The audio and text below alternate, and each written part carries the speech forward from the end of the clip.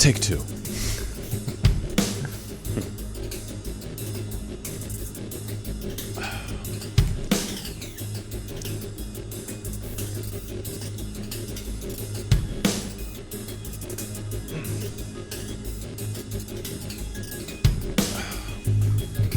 There's that bass.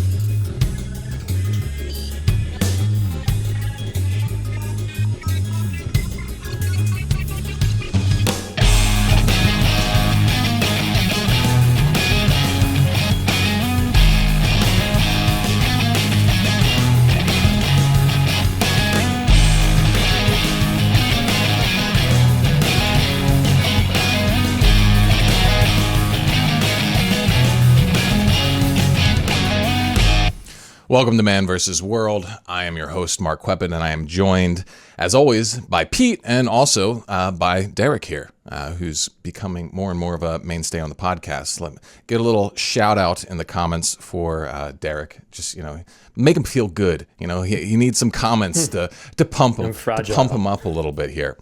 Yeah. There we go.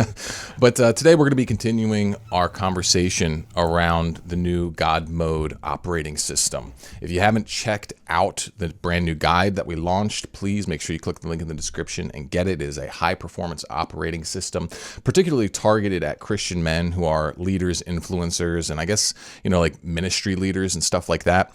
Did I say business owners too? Entrepreneurs? Yeah. It's really like, any of you, if you follow my stuff and you enjoy my stuff, you're gonna love it because it's the next evolution of that stuff. But it's really we're doubling down on the Christian angle. There's business reasons for that, and then also just personally, it means a lot to all of us here. Pete, Derek, and I, meaning, and I think that there's just a lot of untapped potential in Christian men today, and I think the world really needs that potential unleashed. So, guys, how you doing? I'm great. I'm doing awesome. How are you? Doing pretty swell. It's my little daughter is now in. She started actually at Catholic school, the same one that not only I went to as a kid, but also the one my dad went to. So she's like third generation at this same place, which is pretty wild. But it's great. Wow. She really likes it. So it's fun. I don't know if we just didn't like the way that a lot of the public schools were going lately. I know that like homeschooling and stuff is like insanely on the rise. I just can't really work that on our end. Pete, you're the product of homeschooling, right? Yes, I was. I was indeed. I didn't do real homeschooling where you're sitting at school, at home doing school, but I did not go to school, and my parents were both teachers, so I guess I lucked out, man. I was blessed. I was really cool. Blessed. Did you have to do like a lot of computer stuff, or there was like all like books and things like that? I dabbled with Khan Academy briefly. Okay. Never did it seriously. That's about it. Boy Scouts. Cool. Yeah, I mean, like all the home school kids that I knew growing up were all kind of like weird, but it seems like there was a shift at some point where like parents like figured out like how to do it right, and it's definitely something I know more and more people are digging into these days. But it's harder to get your kids together. You got to actually say, hey, you're this parent over here that lives close to me. Let's get our kids together so they can go play basketball or whatever, Yeah. I mean, now they have like whole like communities built around it. Like a lot of churches, they'll have like a whole like homeschool like community where a bunch of families get in on it and they do all kinds of stuff together and that kind of thing, which I think is great. Oh yeah. But anyway, today we're going to be getting into more of the God Mode operating system. And in particular, we're going to be looking at the AIM pillar, which is all about really figuring out what the heck you want to do in your life. Like, figuring out how are you going to organize your priorities, set your goals, all that kind of stuff. And this sounds maybe a little bit dry on the surface, but there's a lot of depth to this that really can just transform your day-to-day mode of living. Really, so much of this stuff is just treated so on such a cursory level, but it really affects everything, because like when you have your priority set, you know what you're going for, and you know how to do it in a way that really lights you on fire.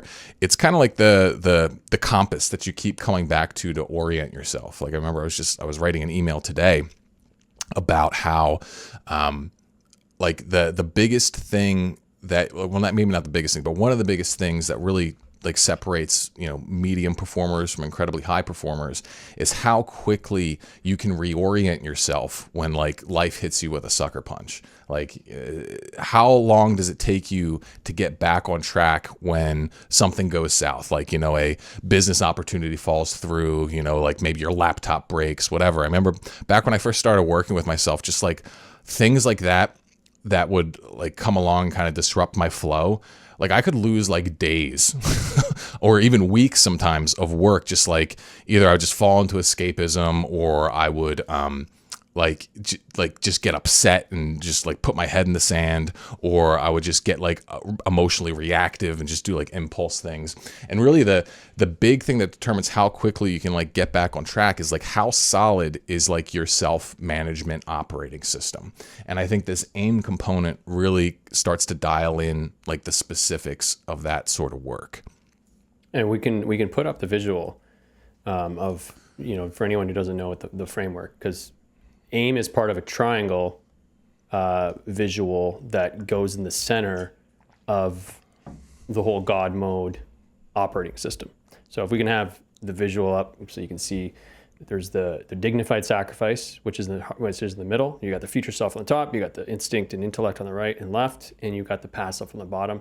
And then resonance is all around to find your path. And then this triangle is in the middle. This is the map, and the AIM is the top part of the triangle. Yeah. Yeah, and before we get too deep into the AIM aspect, last podcast we talked about the future self. That was the main focus. And I just want to give a quick overview of that, because I don't know about you guys, but a lot of the times, okay, I figure out this is my ideal future self. This is who I believe I was created to be.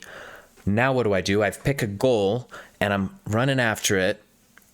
And I get caught up in the weeds, and the weeds sort of take over, and sometimes the cares of this world will sort of choke out that original vision of who I am, and I can lose sight of that. So what are some key things that we can remember while we're pursuing our aims? Well, I mean, like the big piece, like the way we have it set up, like you got to remember the man that you're meant to be. We got to remember, all right, here's like our dignified mentality, our dignified axioms.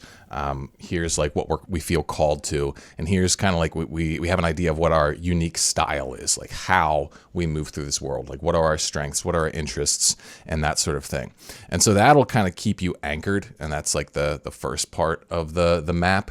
But if you've got those things relatively locked down, then it's about like, all right, well, what specifically am I going to be working toward right now?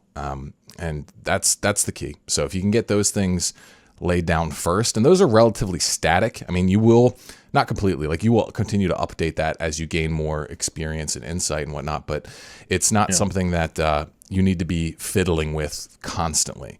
But with your aims, especially on the low level, that's where you need to have a little bit more agility in terms of like adjusting based upon how things are going, maybe something changes course, all that kind of stuff. So yeah, this is the part that kind of moves a little bit. And although the man part, the M, bottom left of the triangle, is pretty static, the job for us is to stay connected. And that's the major thing that kind of keeps everything together. Because if you're not connected, and then when you look at the whole God mode operating system, and we're borrowing from current psychology, the future self, right? So this man you want to become, you got to stay connected to that. And the more connected you are to that, the more that you can operate through the rest of the map. If you're not, then you start to kind of do stuff that you don't, that's not aligned with who you want to be. And then you just end up being more in the past than you are. Yeah. So what are some things that you guys do on a regular basis to stay connected to that? So personally, like I have like a pretty regimented like self-organization system. It's like I have like a quarterly plan, and what that is like, it's like almost like a project list that's like broken down into, all right, here are the work goals, here are the personal goals, and it's like just got like a bunch of the projects listed, and I update that regularly. But then really it's like the weekly and daily planning is where I do a lot of this self-connection. So it's like every week I will look at the quarterly plan and pull from that to identify priorities for the week. And then every day I look at that weekly plan and get my priorities for the day. And so it's like, when you get into a rhythm of doing that, it sets up a really nice framework because one, it has you in constant self-connection with yourself and conversation, because you're going to have to reevaluate things. You're going to have to adjust timelines. You're going to have to see, all right, this is working, this is not working. And it makes like one of those things where people always talked about that I didn't quite know how to really work effectively was like, yo, you got to have a weekly planning and review system. Like a lot of the OG self-development guys were always like really big on that kind of stuff. But like all their templates and things, like when it came to do the weekly review, it was just like, I don't know, this went good and this didn't go so good. And I was like, meh. But like when you plug it into like a actual system that's moving and updating, it's kind of just like, it seems to work a lot better. Especially when you've got kind of a streamlined way of organizing that information. Like, I can't tell you how many times I've like loaded all my stuff into a to-do list or whatever, and it just became like this big, massive like mess of things that was too stressful to even open up. But when you properly segment everything, it feels very like compartmentalized and safe to show up, and I can put like it just gives me all the context I need to like have a conversation with myself about what's going well, what needs to be adjusted, and exactly how to do that. And it sounds like kind of like duh, of course, but I think there's got to be like, I would say less than 10% of people actually have something like this, and then even smaller percentage of people like keep it up consistently and it's like used effectively. Most of us are just flying by the seat of our pants, which basically just means that we're going to let our past self call the shots. And that just means that your rate of growth is going to be so much slower, which is, we got a lot into that in the last podcast. Right on. What about you, Derek? What are some things you do to stay connected to the man you're meant to be? Well, those are good stuff there that Mark just talked about. That a lot of that is in the planning part of the payment, which is the bottom right of the triangle. And so, one thing I was thinking when you were talking about all that is like everything, like doing all this stuff in the map is going to be keeping you connected, because this is because it's all stemming from the man part, the bottom left, right? So it kind of works. So anytime you're doing any of the stuff, you are connecting with your future self, because that's what it's all based around.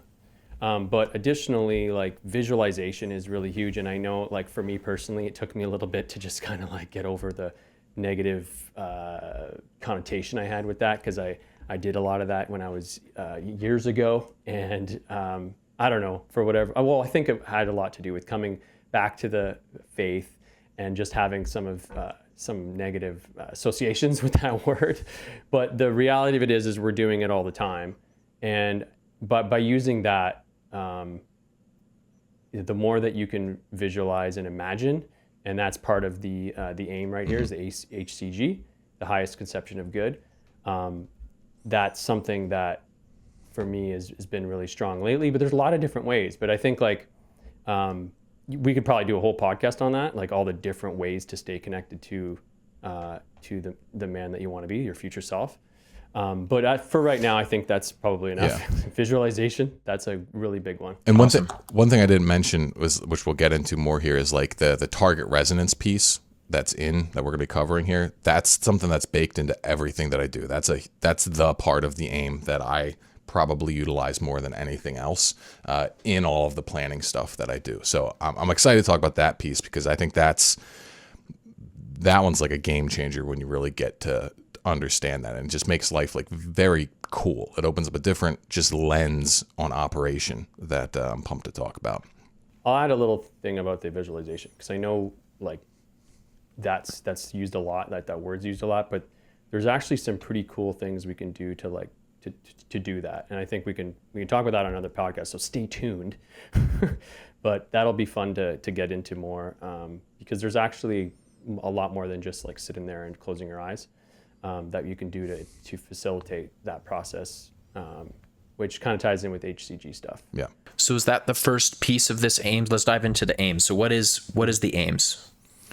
So AIM has three main components: HCG, target resonance, and goals. And so let's I guess dive into HCG. what that is, that's an acronym that stands for highest conception of goodness. And what this is really about like expanding your filter for what's possible. Because I think a lot of times we just, our default is to enter into any sort of goal setting from like just where we're at. And the problem is where we're at is usually very heavily informed by who we were. And so if we go into goal setting, just like thinking like the person that we've always been, then we're only going to be able to, we're going to be constricting what we would entertain as a real possibility for ourselves. We're going to be thinking like, oh, well, I've always been this kind of guy. So, I could probably be maybe a little bit better than where I'm at now. Like that seems reasonable. And what we got to do is we got to really expand that, because there's so much more that I think you can accomplish.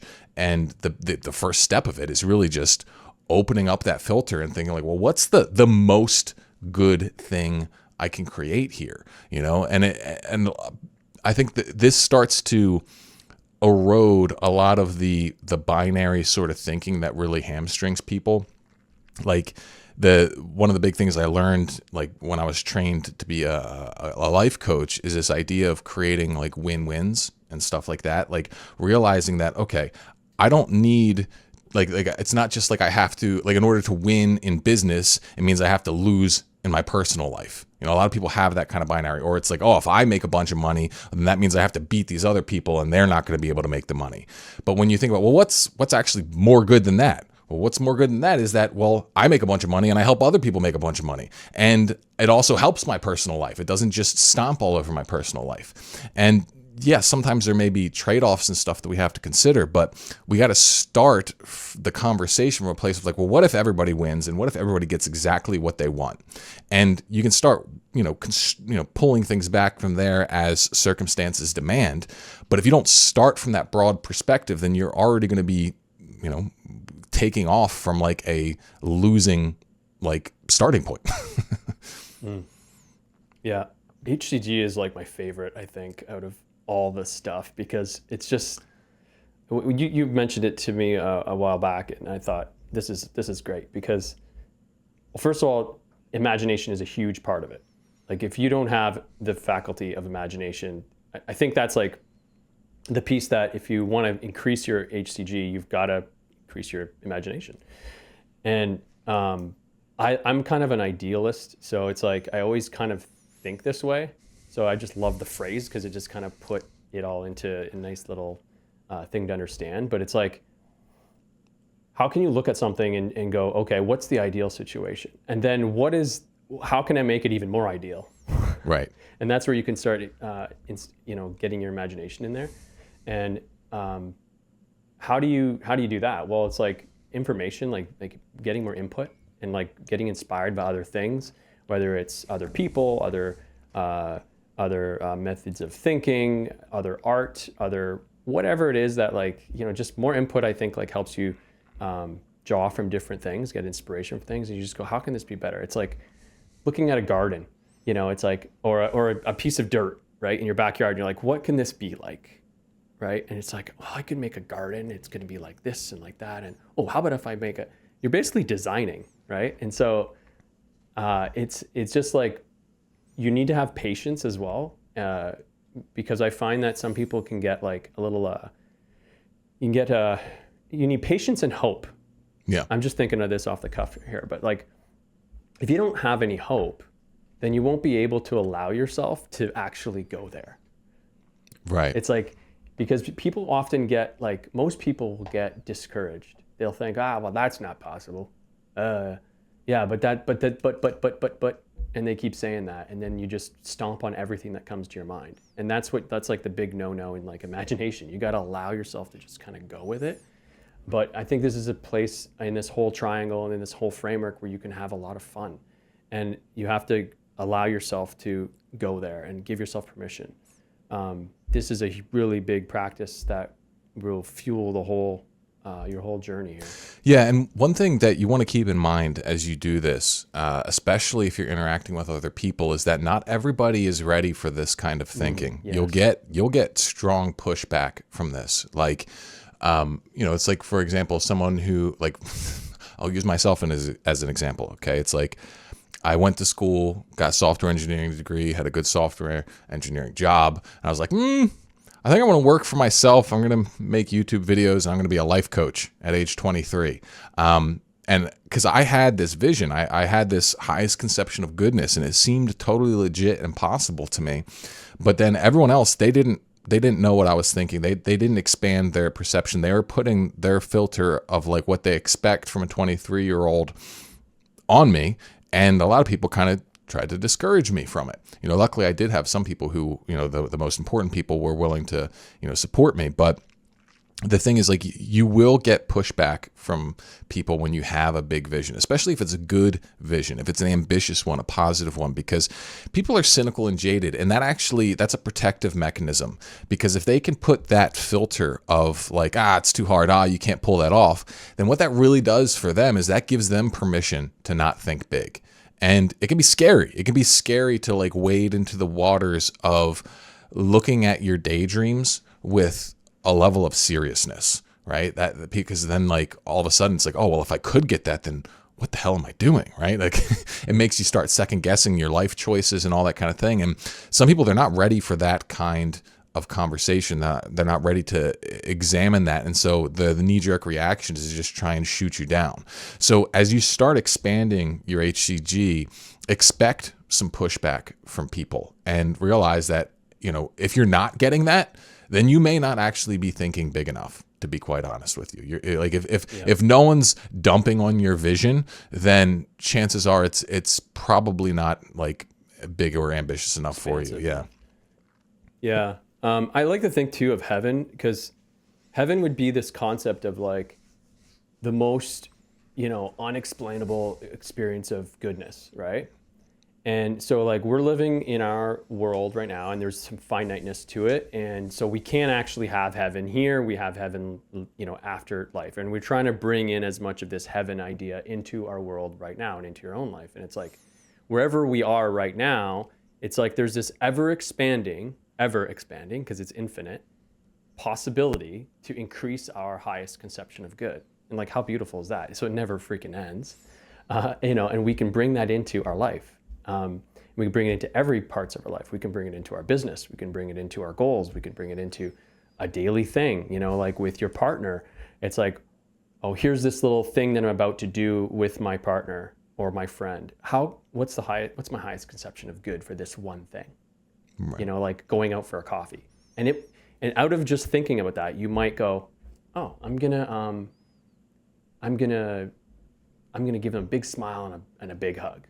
Like, it's just that one little thing, and it just adds that extra layer of goodness into the situation, and then it leads to something else and something else. Right. And I find that perpetually rewarding, like with my daughter, because like, when you're working hard and your time's crunched and that kind of thing, it's like, oh, there's a part of me that's like, oh, I gotta play with my daughter. I gotta pick her up, or I gotta spend all Saturday with her. And there's this part that's just like, feels this resistance or like negativity around it.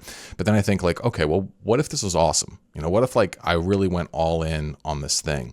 And I think that's what HCG kind of allows you to do, is it allows you to go all in on any given moment in your life, because you can turn any given moment, even if it's relatively mundane, into something that it has significant value and meaning to you. Even something as, basic as like doing the dishes. Like you can turn that into an experience of like mindfulness and gratitude if you want, or you can turn it into like a game where you turn it into like you practice being massively optimized and focused, and like, whatever it is you want to do, like whatever is appealing to you. Like we're always trying to find that resonant point between intellect and instinct that kind of lights you on fire. So yeah, I think that's something that's really quite, there's something profound to it when this becomes like a default frame for approaching any given situation. It's so profound. Like I found that it's been a huge part of my growth in my spiritual life, and in all parts, but I mean, it's tapping me into something with connecting to God, really. Like because I'm realizing that if I can, the more I master HCG, the more I'm experiencing heaven, and the more I'm bringing it into my life and into the world. And it's like, so I'm really, really seeing the power of HCG. And I hope that, whoever's listening totally takes this seriously. It's the foundation for the aim of the map. Right.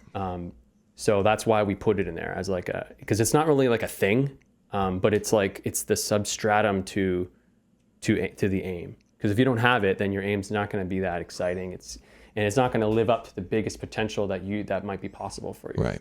And one thing, which is one final point I would add to it, is like, you want to be careful, particularly when you're doing work with other people. Like, you don't want to be always flying off into like unlimited possibility. Okay. Yes. Like there's a way to utilize it within constraint. Okay. So it's like, if you're working with someone around a project and the scope is already defined and that sort of thing, it's like, it's probably not the time to be like, are you talking about ours, Mark? Well, I'm basically calling out Derek right now. But yeah. Well, this was a really good lesson. Let's share it. Yeah. Because that was super valuable for me. So when you said define, because like when you are working with others, so when you're working on your own with this, you have your own thoughts to kind of work through and everything. When you include another, let's use a partnership, like you're married, right? And let's say you're starting to work on something. Let's say you're designing your new home, right? And you're halfway through and you've decided on like several things, right? Like the dimensions of the place, let's say. And then, and then you have this other idea, because your highest conception of good was like just got increased, right? And you're like, oh, but if we added another room, and it would only mean that I would have to do this and do that. And then you bring that to the other person, you have to realize that they may not be as open to that new like level of HCG within the context that you've already set up into where you are, because it might be a lot for them, and they just might not have because it takes like a bandwidth to be able to like sift through the possibilities, So I'm so happy you said that, you mentioned this, because it's something that was a big thing for me to realize that, you've got to work with the reality of like working with others and the time, like, because you could sit there and imagine things for the rest of your life, right? Like it never ends. So there's some point where you actually start putting things into place, and you kind of have to respect that process. So even when you're not working with other people, I think, because there is this danger of like then you just keep going in circles and circles. You just stay in this imagination zone and you don't take action. And really where HCG I think shines the most is when there are clearly defined constraints. Like that is like HCG is kind of like the gateway to living life artistically.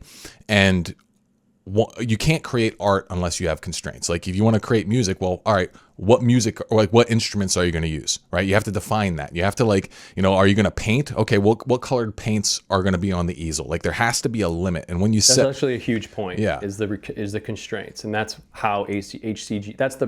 That's when there's the most purpose for HCG, because we're not in heaven, right? So.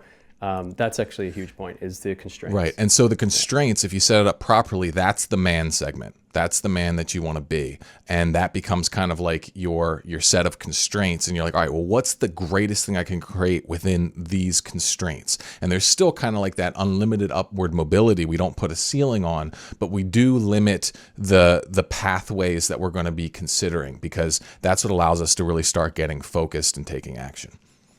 And look, this is like an art, like this whole thing, like the whole framework, the whole God mode operating system. This is life, right? Yeah. So it's like we're figuring all this stuff out, like as you go along, you're learning new nuances of it and how to like play it out in your own life. And you're trying something here, you're trying something there. You don't want to get too worried about like getting things just what you might think of as perfect, because you're going to learn something new while doing it. So, that's something to keep in mind as well. Yeah. One thing that Mark touched on earlier that is interesting to me is he was talking about basically don't go out and share this with everybody. And it reminds me of the story of Joseph, the guy with the colorful coat, who tells all his brothers, hey, I'm going to rule over you and you're going to bow down to me. And they go take him and throw him in a pit somewhere or something. They try to kill him. So When do you share this with people? Is there ever an appropriate time to share it with people? Because it's really tempting, and we get a little dopamine kick when we share this stuff with people because we think we're making progress towards it. So what's your take on that? I think that you just have to be making sure that like it fits with your plan. Okay. Like there are some people who think that like talking about your goals and your vision actually takes away energy from it. And it's for that reason that you're talking about. Is like, okay, they're getting this dopamine hit, they're getting this status increase without doing anything. They're just talking a big game. And some people get hooked on that. But there's also other people where like, talking about their vision and their goals actually, it makes it more real to them. Like, for example, with me, like back when I quit porn, okay, the fact that I like put myself on YouTube as like a porn-free guy, this is like who I'm going to be. I'm never going to use this stuff again.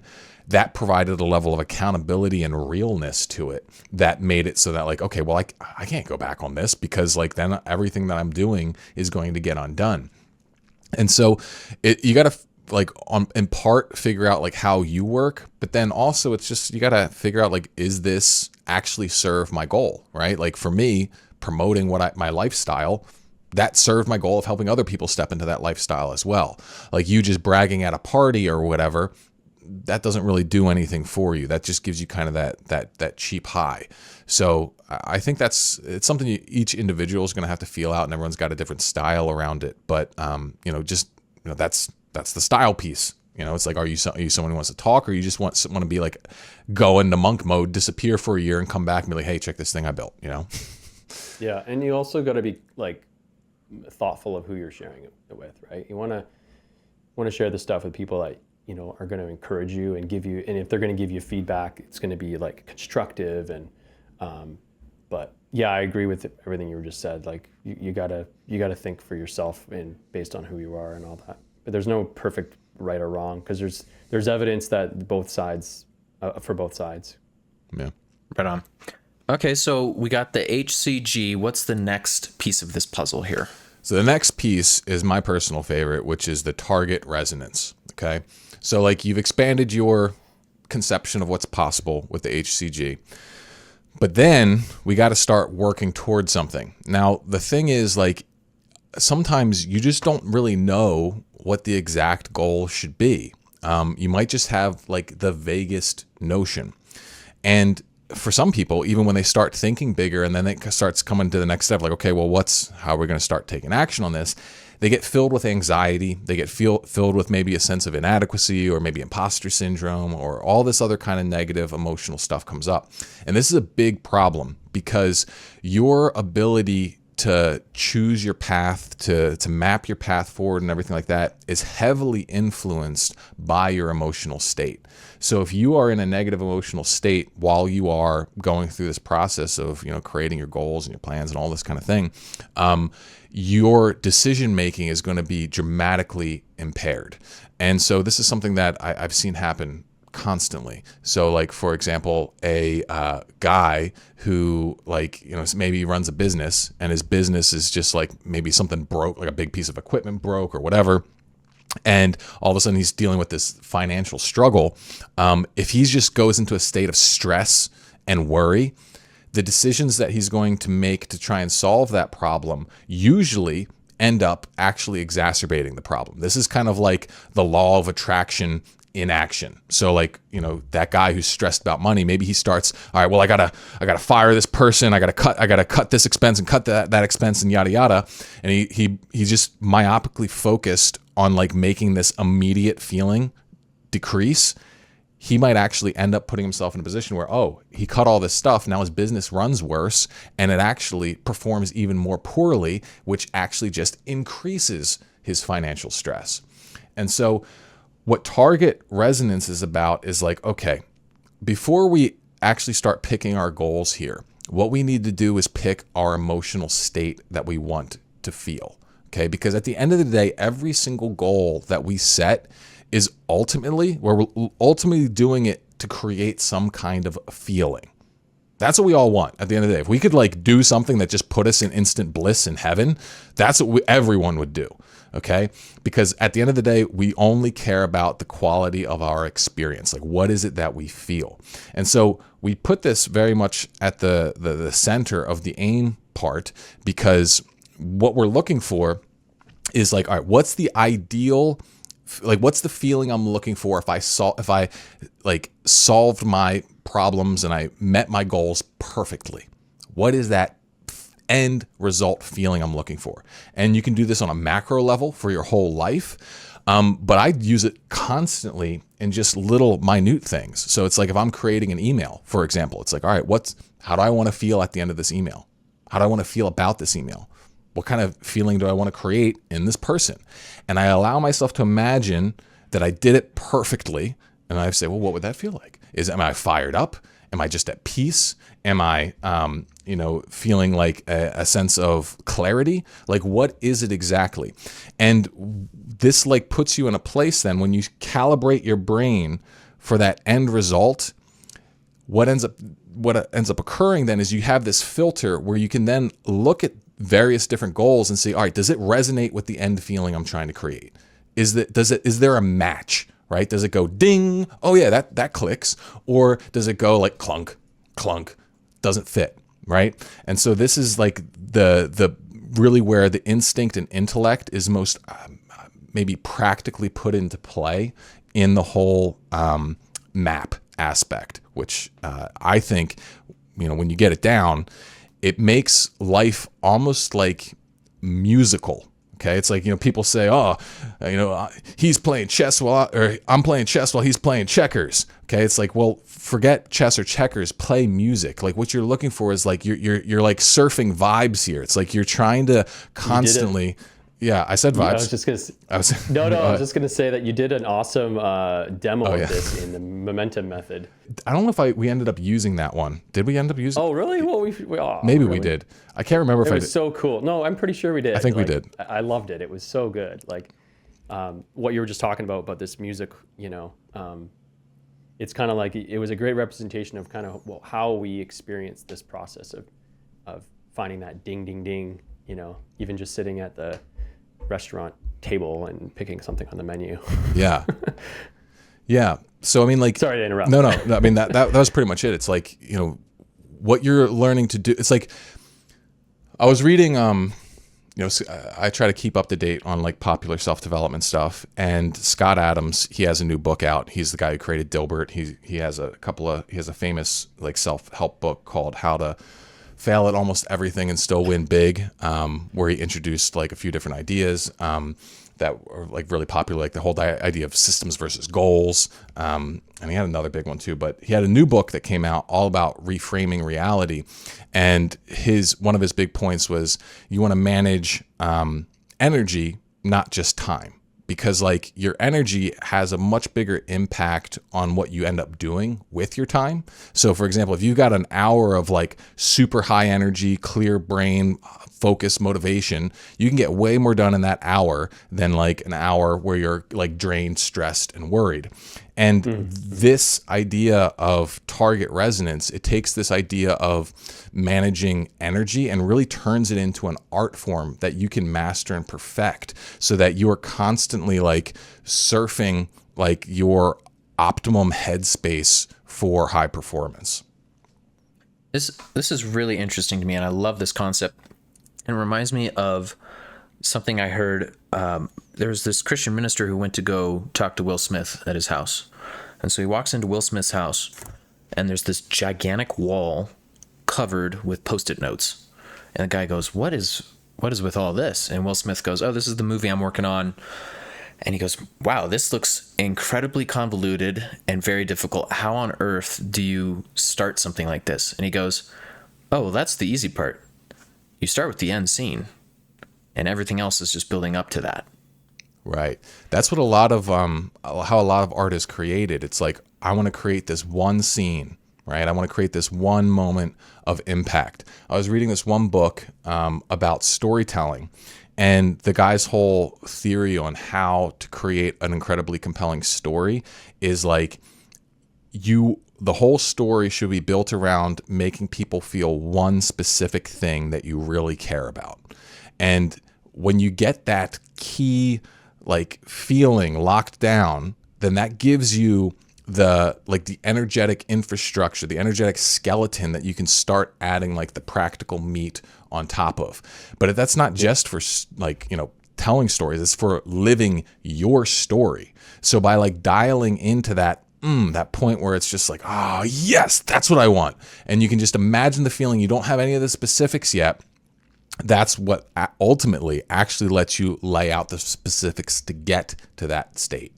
Yeah, and the M, the man, the bottom left corner of the triangle, is like a nice base, a very good, strong base to kind of connect with. If you're having, so maybe there's a certain little decision you're making, or maybe a big decision you're trying to use your target resonance, find the target resonance, use your resonance to find the target.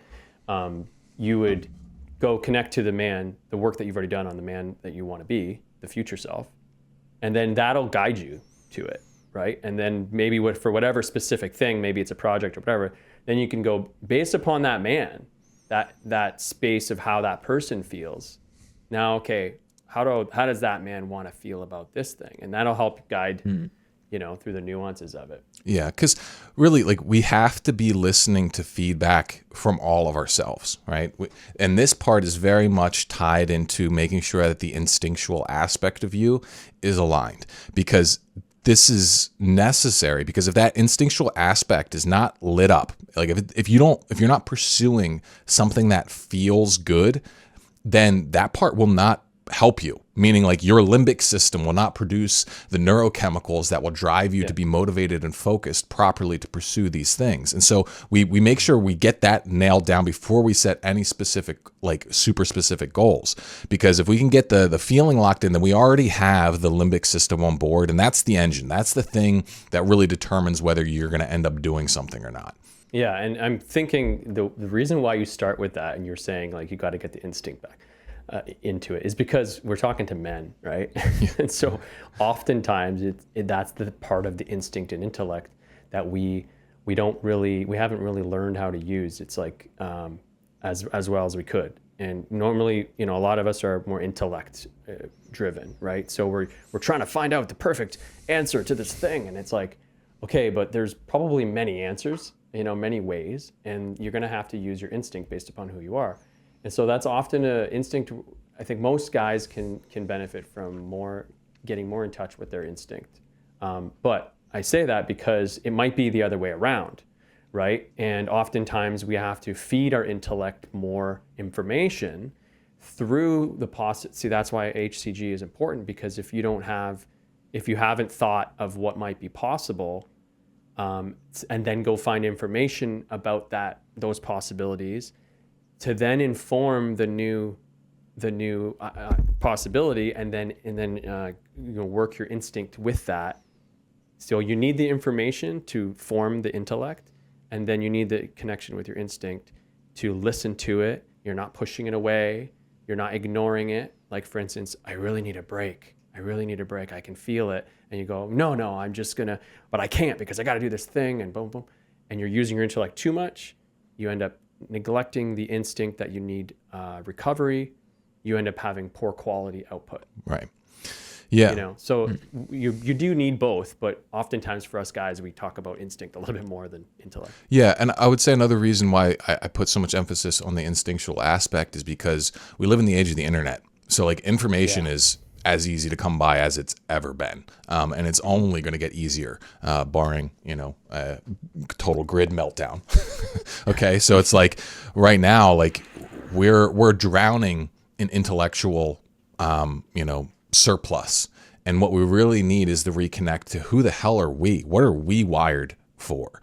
And when you start bringing that into your decision making, well, that's just going to allow you to filter out all the noise, all the stuff that's irrelevant to you, because it doesn't click with you, right? Like in the era of gurus, like that are, just there's more every single day.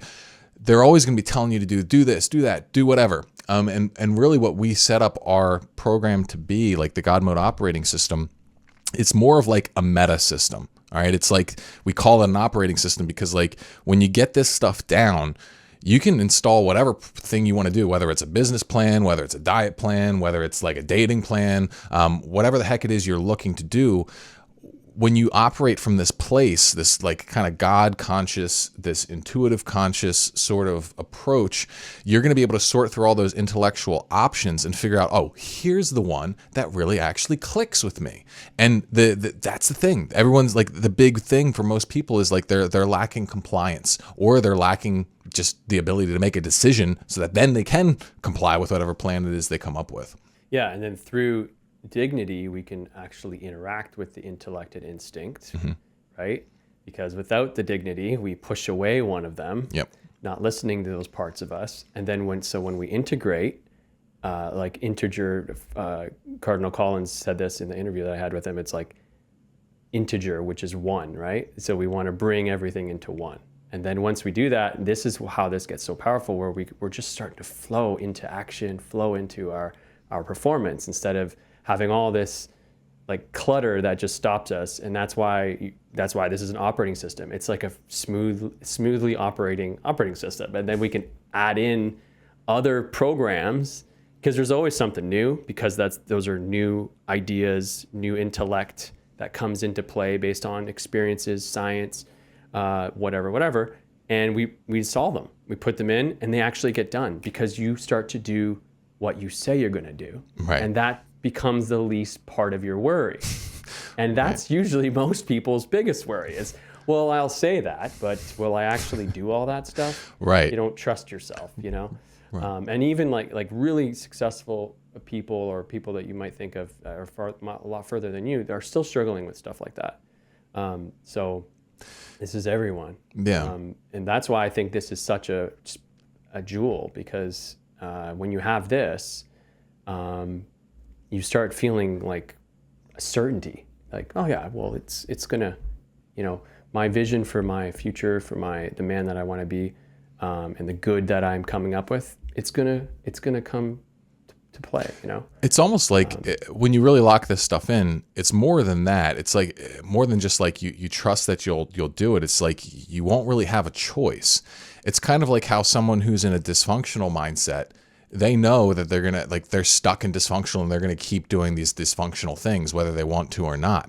But when you shift like the framework of your whole thought process, you shift the way in which you are basically the way in which you're pointing your awareness through your life, and you put it in the right kind of order, then that same sort of like automatic self-destruction behavior, the automatic behavior just starts going to productive and fruitful and helpful. And so that's why it's so exciting, because it starts to feel automatic. It starts to feel so natural, so effortless. You hear people talk about how the way you kill a man's vision is to give him two.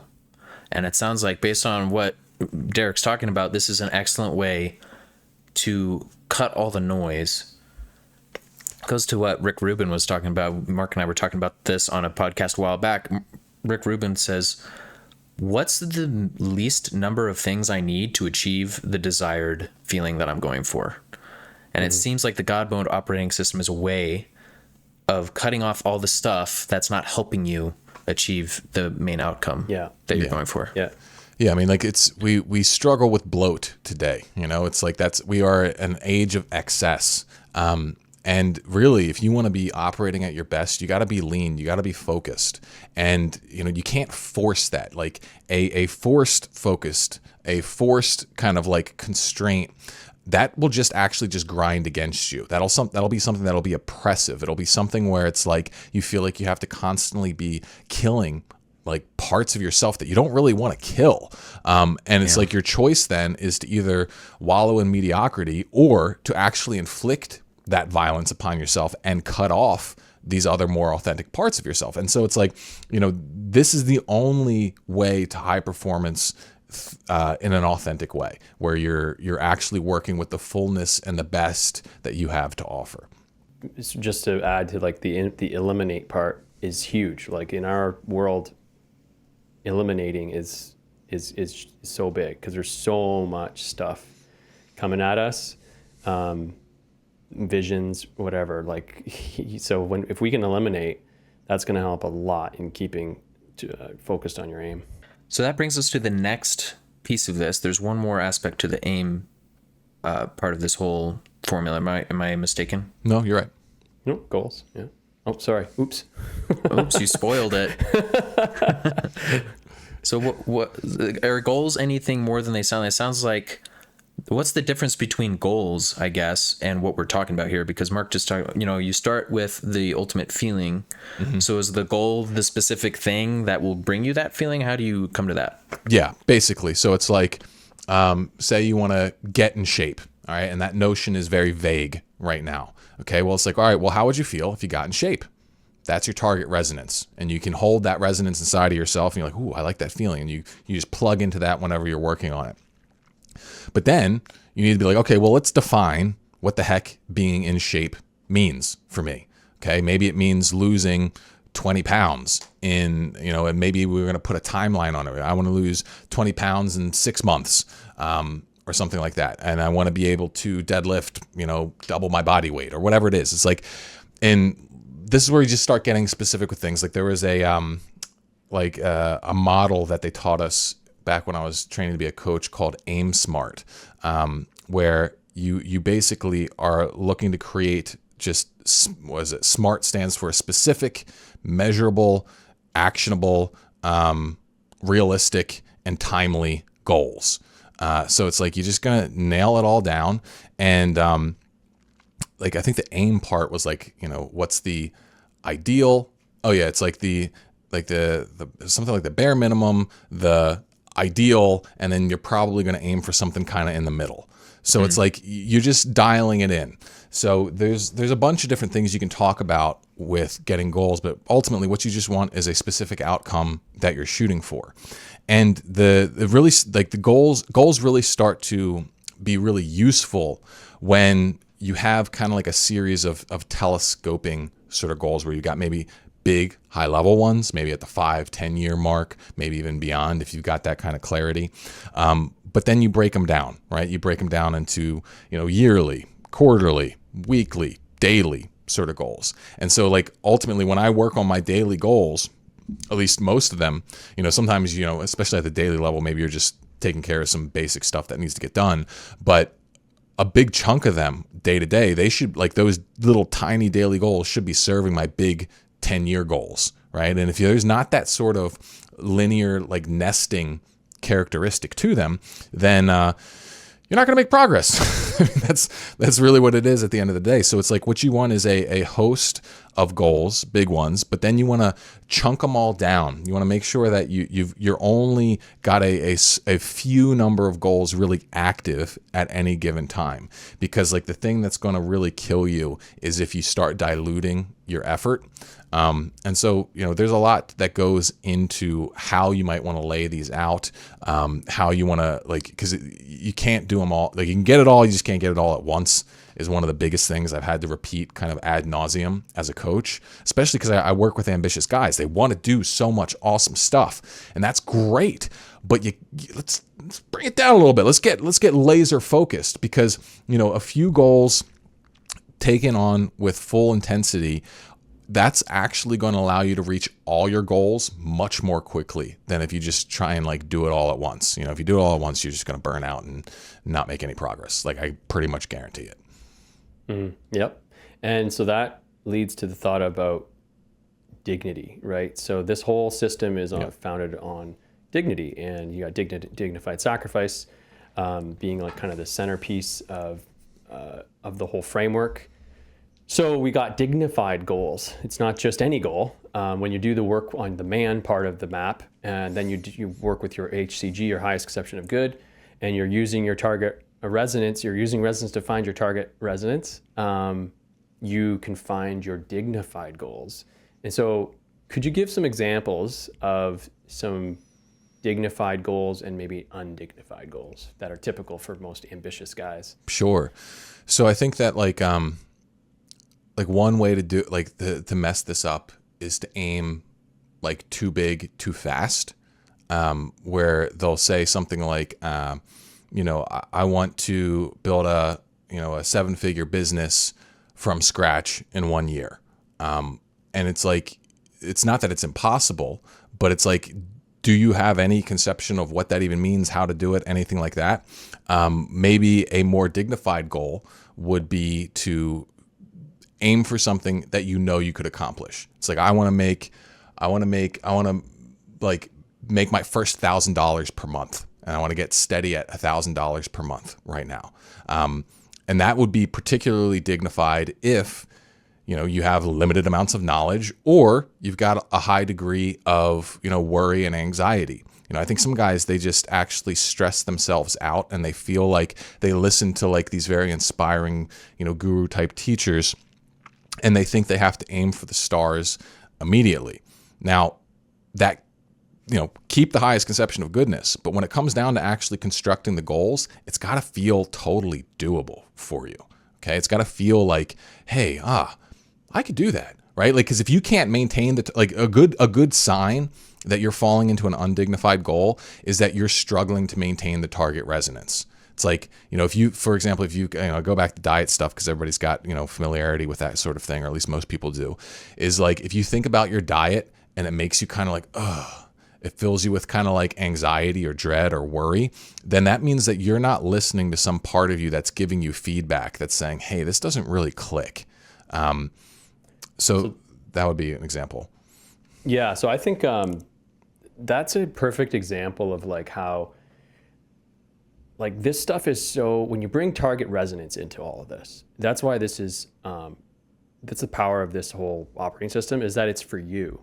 And the answer to that question that I asked is not for, like, your answer isn't for every single person, because until you got into the target resonance, because you have to use your resonance ability to figure out if that is undignified for you. Because we can't tell you, well, I mean, there might be some things that are like undignified that are super like across the board, but a lot of the things are going to just be like depending upon you, right? So are you doing it for like undignified reasons? Like, what's your reasoning behind the goal, right? So, but we can't tell you exactly, well, that's definitely undignified, and that is, for some things, right? Because maybe somebody might want that, and it comes from a place that, isn't coming from because they have a lack of worth or something like that, or whatever it is. So target the resonance, you have to use that to be able to like make sense of it for yourself. Yeah. And so there, yeah, go ahead. I was just going to say the other big place that people screw it up is, like, I kind of hit it on already, but I just want to make it clear, like, how it ties to dignity is the idea of doing it all at once. Like, one of the main reasons that people fall into that trap is because they feel like doing it all at once is a shortcut to self-validation. It's like when they think about themselves seriously, they're like, shit, the guy I'm meant to be is nothing like how I'm currently living. So let's get away from this guy as fast as possible because this guy sucks. And so that's what drives them to try and do too much at once. And that's not dignified. Okay. It's like, you're not actually showing up, then you're running away. You're running away from yourself, and you're trying to take a shortcut that's probably almost certainly not going to work. But when you have a connection to your own sense of dignity, you realize, hey, I'm not any worse, even though maybe objectively I'm underperforming. Like, my worth as a person does not diminish. And since I accept that, I don't need to sprint through this process. I can do it right.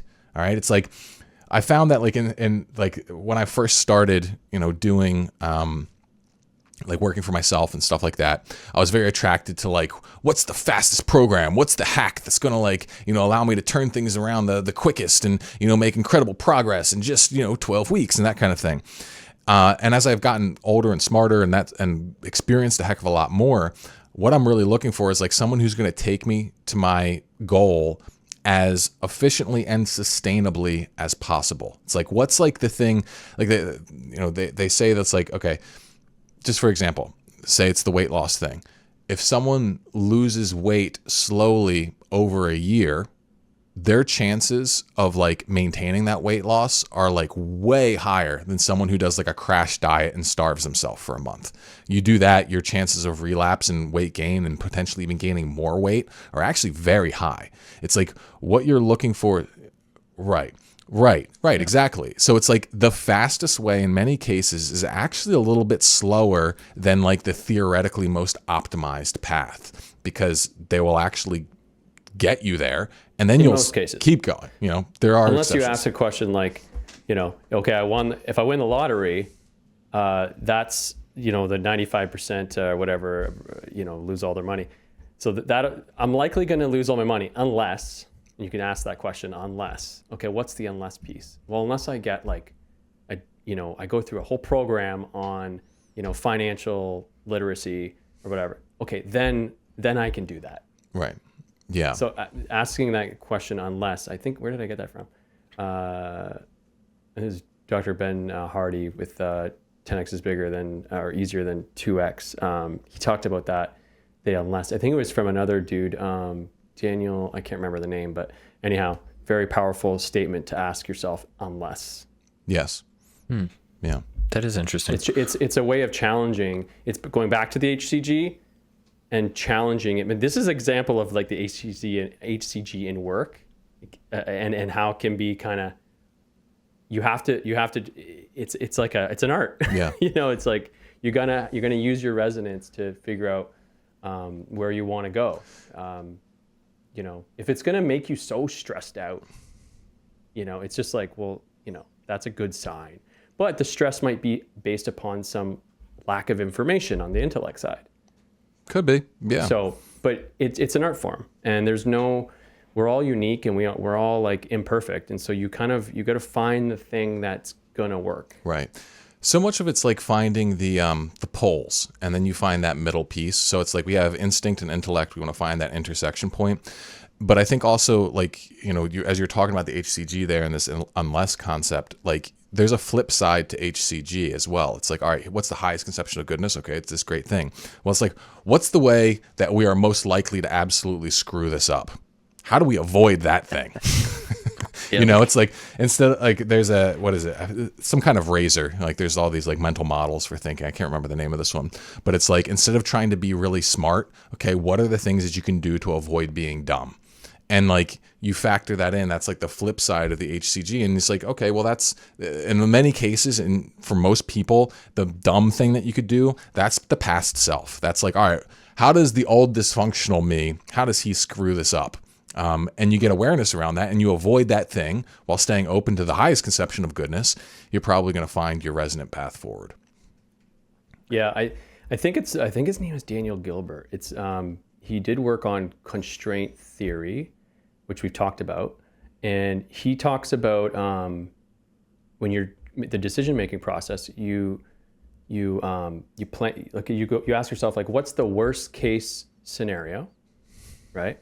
And then what's the worst case good scenario, like benefit. And so if those two things you're okay with, that's a good place to go to start. Yeah. You know? What do you mean by worst case good scenario? Like best case scenario, or is it different? Yeah, it's like, okay, well, what's the worst? Like, okay, if you're gonna, okay, I'm gonna make 10 YouTube videos. Okay. Yeah. Worst case scenario on the good side is, well, I have 10 videos on, and I've got probably like you could think of like, okay, I'm probably gonna get like 500 views on each. That's the worst case good scenario. Like there's it's a better way of saying is the worst case benefit. Right. Because there's going to be a benefit from your action. It might even just be, I'm going to learn something. Yeah. Right. And so it's like, can I live with the worst case benefit, and can I live with the worst case scenario in general? Yeah. Right. The worst case negative, I guess the better way of saying it. That's really powerful for setting goals, especially when you're feeling some anxiety around this stuff. Like back when I like made the decision to really try and scale the work that, you know, we're doing here, it's like, all right, well, I'm gonna have to get some loans and take on money and that kind of stuff. And it's a little stressful. It's like, well, shoot, what if I can't, you know, pay for it? What if I can't keep up with it? What if, you know, it doesn't work out? Well, it's like, oh, I go bankrupt. And like that would like haunt me until I really like sat down and looked at it. I was like, okay, well, say I go bankrupt. What could I do with that? What's the opportunity there? And I fleshed it out. I was like, oh, well, I, you know, make a smaller, more streamlined thing. And it could work out actually just fine. And like, I could trust that if I'm following resonance, like, especially from this Christian perspective, I feel like I am truly like listening to the will of God in my life, and I'm truly doing my very best. And then if God says, okay, yep, that didn't work out, then I can trust that, oh, that's exactly what was supposed to happen, and I was supposed to go that route. And I can even start to see how it could work out. It's kind of like giving yourself these contingencies for how you can keep going, which like even if things like crap really hits the fan in the worst way possible, it's like you're not planning for that, you're not aiming for that, but really what it does is just releases some of that tension that you might be starting to build up in your shoulders as like, you know, you're dealing with the struggles of moving forward. So just to be clear, you were saying that you're using the example of like the bankruptcy thing, the worst case scenario, and then it created some tension. Yep. And then you got some more information, whether through it was just your own thinking it through or whatever, and then the tension started fading a bit. Yeah, because I realized that there was still even like a resonant path in that scenario. Yes, and that's the key, right? Because that's a good example of the art of HCG with your target resonance. Because what the other path could have been, oh, here's the worst case scenario. Resonance starts firing off very negatively, and then if you go, well, I'm supposed to follow my resonance, so no. And then you go, well, wait. That's why there's got to be like this little bit of detachment from this whole experience, like the HCG and the resonance, and you're observing and you're going, oh, I'm feeling all this stuff from the like while I'm checking the resonance on that, and then, but I'm not going to make a decision right away. I'm going to just make sure that I have enough intellect to, to balance the instinct, so that I can actually make a good, decision. So you thought about it a little bit more.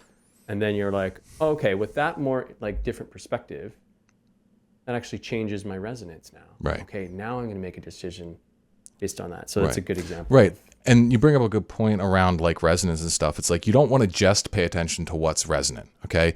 When something's very unresonant, like there's a lot of dissonance building, a lot of resistance building, that's just as important for you to dig into, because you don't need to be dealing with that. That means that there's something in there that needs to get smoothed out. And so like, usually, and it might not have something to do with changing the goal. Right. It's just maybe some different perspective. But I think our knee-jerk reaction is to hide from dissonance, hide from resistance, to avoid it, or to just try and keep bulldozing through it. You don't want to do that. Or to avoid the thing that it's showing dissonance to, which might be a dignified goal. Right. Right. Like, for instance, maybe someone, let's say YouTube, right? And they're like, oh, I'm scared, right? What are people going to say about me? Right. Right. And so then that creates the dissonance, and then you don't end up doing it. But it could be a dignified goal. It could be so aligned with the man part of your map. It's like you're meant to talk to people and use your voice, and yet your limited perspective, so let's call it intellect, is mixing with the instincts going, wah. And then you just say, forget it, I'm not going to do it. Right. That's not God mode. Right. And so that's why I just love this God mode stuff so much, because like when you get this perspective down, it's literally just like you surf through life.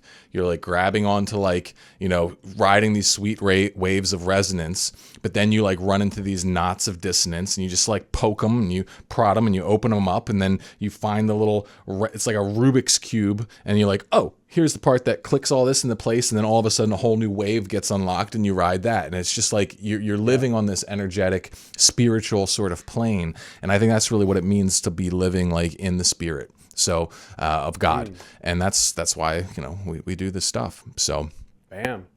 Woo. I love it. Yeah. There we go. Say something. Well, I like to listen to you guys and then try to dumb it down in my own head so I can understand it better. And one of the things that Mark said earlier that sparked something was he was talking about one of the biggest reasons why guys do not set goals that are achievable, or they try to just set too many goals at once. And he's talking about dignity, and it reminded me, I was just on a walk the other day thinking about that exact topic, and it occurred to me, there is not enough time to be impatient. Wait, there's not enough time. I have to dumb it down. See? Well, look at it this way. It goes back to the slow is right. smooth. Slow is smooth, smooth is fast thing. When you're learning a song on guitar, for example, right? Let's say you want to learn a guitar riff. Yeah. Okay? If I plow through it at full speed over and over and over and over and over again, I will never be Stevie Ray Vaughan. Okay? If I want to be Stevie Ray Vaughan, I got to take Scuttle Button or whatever that song is. Yeah. And I got to slow it down so much that I cannot mess it up. Right. And then when I go full speed, after practicing it so slowed down that I cannot make a mistake, then it clicks and it comes together. Yeah. Yeah, and this is the dignity, right? Because part of this whole system, and it's not just our system, but it's the faith, right? That's why we couldn't resist bringing our faith, what we know about it, into God mode, because we're loved. We are dignified. We have worth. It doesn't actually matter. And all this stuff, if we don't achieve these things, it doesn't matter. What matters is how we operate in life, how we move through it, and so usually when people put a bunch of goals out there, like a lot of them at once, like we want to get there as fast as possible, oftentimes it's because I need to fill this gap that's inside of me. Right. Yeah, I don't feel my dignity. I don't feel my worth. I don't feel the love I don't feel loved. Right. And that's not true. So when you're operating from within our faith, or whatever, if you don't have the faith and you're watching, like, and if you just know that you have dignity and you're worth a ton. If you have that, then all this stuff becomes play. And then, like you were saying, Mark, the quality of our work, the quality of the way you interact in this, it's totally different. Yeah. And now you can actually go in like with actual, without all the clutter and dissonance, And that's actually a great example of like how if you're in the wrong like resonance space, how you end up getting more of what you don't want. So it's like the people who are trying to do too much at once, okay? They're coming from this emotional resonance of inadequacy. They try and do too much at once. What happens? They don't get anywhere, and they get more of that feeling of inadequacy. And it's just they get it, and then they go, whoa, there's no pot of gold at the end of the rainbow. I would say they got the thing, and they still feel the thing that they were trying to fill because they didn't already have the. I would say that would be different. Like, I think people who try and do too much at once, they just usually don't get it, almost always. But like in the case of someone who's maybe they're focused, but they're moving from this place of inadequacy, they're going to pick something that maybe on one part of them sounds valuable, but when they get it, all of a sudden it doesn't resonate with all of them, and it doesn't actually fill them up. So it's just like this whole idea of like you gotta start with your dignity. You gotta start with your, you gotta have the HCG set. You gotta have your target resonance set, and then you build your goals from there.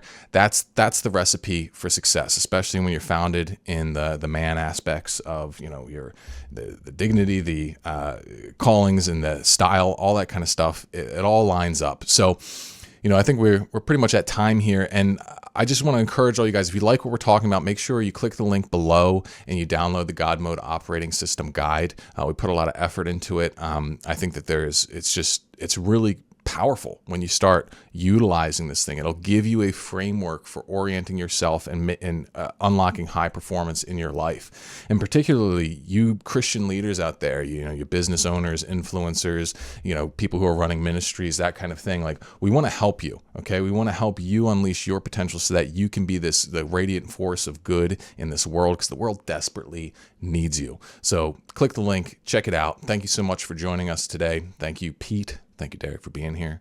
And ooh-yop, everybody. See you in the next one.